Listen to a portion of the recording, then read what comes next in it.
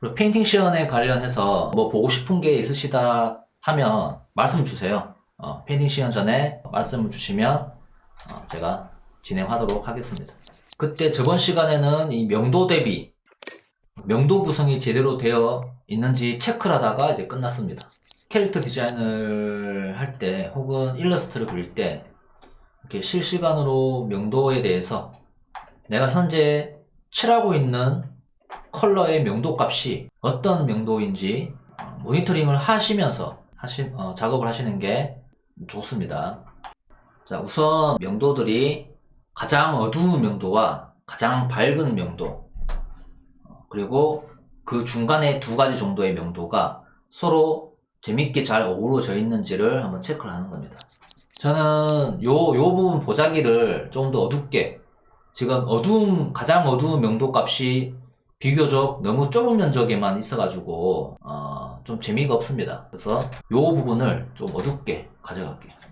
그리고 뭐 시연 중간중간에 하나 의문점이 있거나 뭐 이건 왜 이렇게 하는 건지 모르겠을 경우에 그냥 아무 때나 질문 주셔도 됩니다. 자, 이렇게 하면은 지금 여기를 보면은 가장 어둡게 쓰이고 있는 명도가 이렇게 있죠. 그리고 여기에도 있고, 여기 좀 더 줄까요? 여기 좀 더 어둡게 하고, 어둡게 해야 여기 밝은, 요게 서로 대비가 강하게 이루어지고 있기 때문에 시선은 이쪽으로 먼저 쉽게 꽂힙니다. 이게 감상자로 하여금 무의식적으로 이게 메인이다라는 것을 알게 되는 거예요. 그리는 사람이 이게 주인공이라고 그렸는데 대비가 가장 높은 곳이 이런 데 들어가 있으면은 감상자는 이게 중요한 건가? 이렇게 착각을 한단 말이에요. 그렇게 오해를 시켜주면 안 되기 때문에 확실하게 메인이 되는 곳에 명도 대비를 가장 강하게 줘야 합니다. 그리고 얘는 무역을 하는 애이기 때문에 총은 없애주겠습니다. 요게 지금 하프라이트와 섀도우에 대한 정보입니다. 하프라이트와 섀도우만 들어가 있어요. 여기에서 조금 더 덩어리감을 형성해 나가기 위해서는 크레비스 섀도우가 필요합니다. 크레비스 섀도우 혹은 그냥 어두운 구간. 그래서 레이어 하나 만들고 멀티플라이를 한 다음에 내가 이 크레비스 섀도우를 칠하는데 칠하면 되지 않을 풀라이트 요런데 내가 표현하면 안 되기 때문에 아예 그냥 요 부분만 내가 선택을 해서 잠깐 하이드 시켜주고 이렇게 아무리 그어도 그림자 안에만 내가 크레비스 섀도우를 넣을 수 있도록 이렇게 장치를 해 놓는 겁니다. 일종의 정확한 포지션을 위한 안전장치인 셈인 거죠. 그래서 빛의 영향을 아예 받지 못하고 있는 부분, 그런 부분들을 찾아서 덩어리감을 더 극적으로 형성을 시켜줍니다. 이 빛의 방향과 각도는 나중에 만약에 좀 진행이 되고 나서 레이어 합치고 나서 디테일 넘어가는 단계에서 그 방향이 바꿔버리면은 이거는 많이 피곤해집니다. 그래서 애초에 잘 잡아놓고 쭉 그걸로 밀고 가셔야 되는 거예요. 그리고 지금 이 이미지의 가장 최종적인 이미지 사이즈는 이 정도밖에 안 돼요. 만약에 이게 최종 이미지, 내가 납품해야 하는 이미지 사이즈가 이 정도다. 이 정도면은 좀 디테일 들어가야 되겠죠. 이미지 사이즈도 지금 이게 100% 사이즈, 1:1 사이즈인데 훨씬 더 크게 키워가지고 더 크게 키워서 요 상황이 지금 100%가 되게끔 해서 작업을 하셔야겠지. 근데 지금은 최종 사이즈가 한 이 정도밖에 안 되기 때문에 이 정도면 요걸 100% 1:1 사이즈면 충분하다. 자, 또 크레비스 섀도우가 들어갈 법한 곳 찾아줍니다. 계속 주광원으로부터도 영향을 못 받고 환경광원으로부터도 영향을 못 받고 빛으로부터 외면을 당하고 있는 부분들을 찾아주세요. 자, 이 정도면 뭐 된 것 같아요. 얼추. 자, 무늬만 좀 더 넣어볼게요. 자, 제가 지금 요거 하고 있는 거, 요런 것도 하나 이제 면적 대비인 거죠. 면적 대비. 얘는 요만한 면적들이 굉장히 몰려 있어요. 밀도가 높다. 여기는 밀도가 낮다. 면적도 크다. 얘들 면적이 좁다. 이런 걸 이제 면적 대비라고 하죠. 대비가 들어가는 곳에 항상 재미가 있습니다. 재미. 명도 대비도 마찬가지고. 그래서 이 면적 대비를 그리는 중간중간에 기억 속에서 끄집어 내셔가지고 한번 면적 대비를 넣어보세요. 이런 요소들을. 그러면은 그림들이 좀 더 알차고 구성져 보입니다. 재미도 생기고. 바닥에 의한 그림자는 스카이라이트로부터 영향을 받아서 푸른색을 띠고 있어요. 그래서 흑백으로 해서 푸른색으로 뭐 바꿔도 되지만 이렇게 흑백으로 해서 멀티플라이, 흑백으로 해서 뭐 이거를 찍어가지고 오버레이로 락 잠가놓고 이렇게 해도 되지만 저는 그냥 다이렉트로 얘를 찍고 적당하게 조절을 하고 난 다음에 멀티플라이를 해서 바로 그냥 진행을 할 겁니다. 왜냐면 이런 것들이 경험이 쌓이면 쌓일수록 조금씩 더 쉬운 방향을 찾기 마련이거든요. 여러분들도 지금은 어떠한 방법론에 대해서 저한테 배우시기 때문에 처음에는 이게 다른 사람 머릿속에 있는 지식을 내 걸로 소화해야 되는 과정이기 때문에 처음에는 많이 시간이 걸리실 거예요. 근데 나중에는 제가 알려드리는 지식들을 이제 기본 디폴트로 하셔가지고 그 다음에 본인만의 어떠한 방법들을 찾아갈 수가 있겠죠. 본인이 편한 방식대로. 자, 그리고 밑에 있는 그림자에도 역시 이렇게 하나의 톤으로 있는 그림자만 있는 게 아니라 이 부분에 있는 그림자의 밝기랑 요 부분에 있는 그림자의 밝기는 또 틀리겠죠. 여기가 광원으로부터 영향을 굉장히 받지 못하는 부분이에요.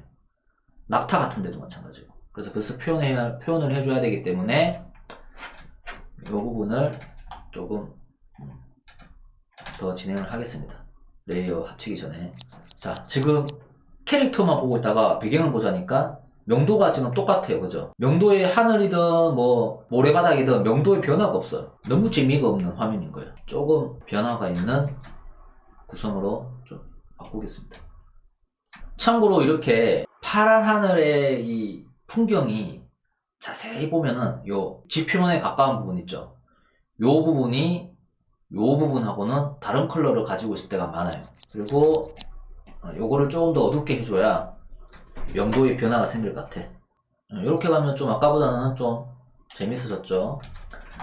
그리고 방금 내가 색을 컬러를 막 칠하고 있는데 요런 것들 있죠. 요런 것들 일부러 냅두세요. 이런 거 다 칠하면 깔끔하게 이렇게 다 칠해버리면 오히려 또 면적에 대한 배분이 없어져 가지고 또 재미가 없어지는 그림으로 또 돼요.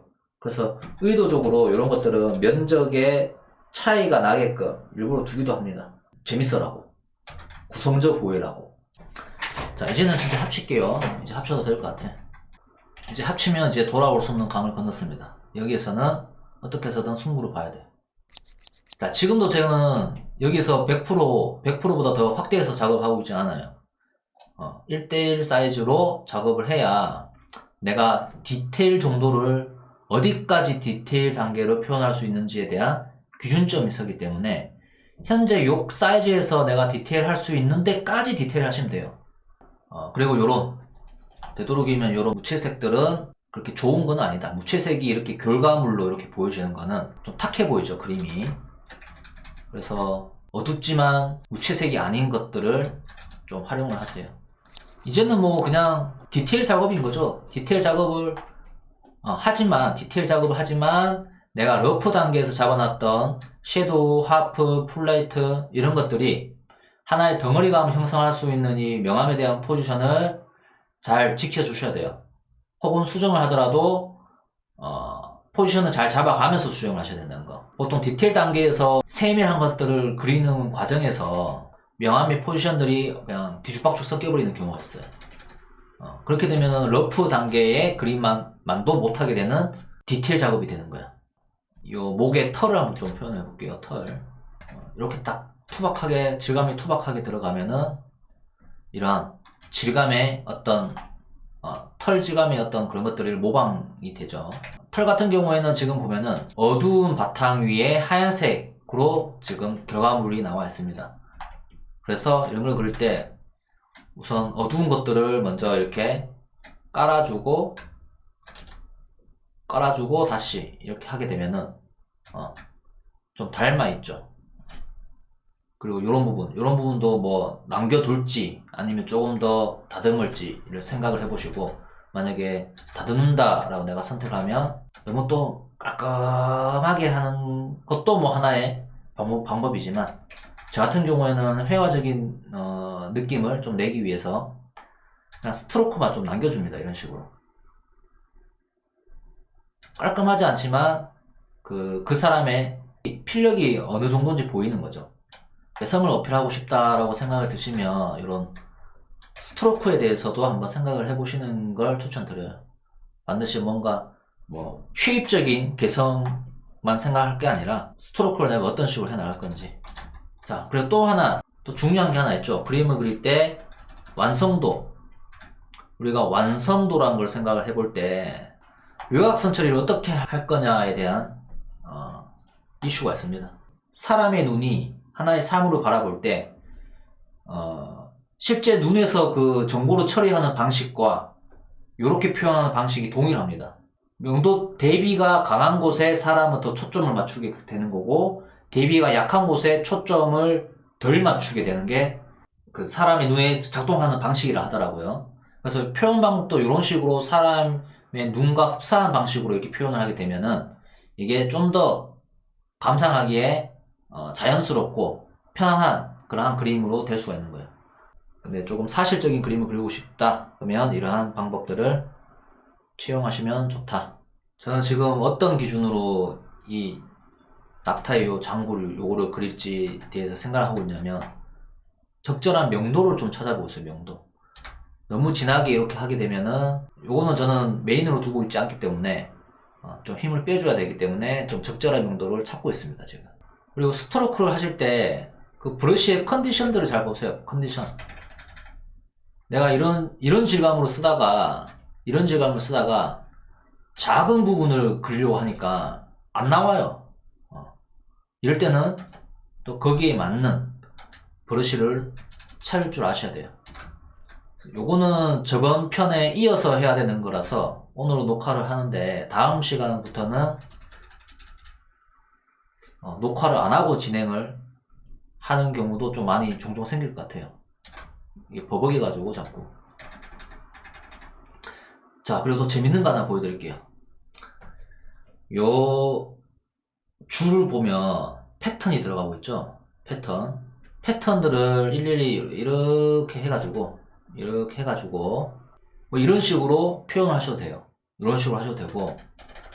근데 이거는 또 디지털 작업이잖아요. 디지털 작업. 그러니까 디지털 작업이 가져다주는 그 좋은 기능을 한번 활용을 해볼게요.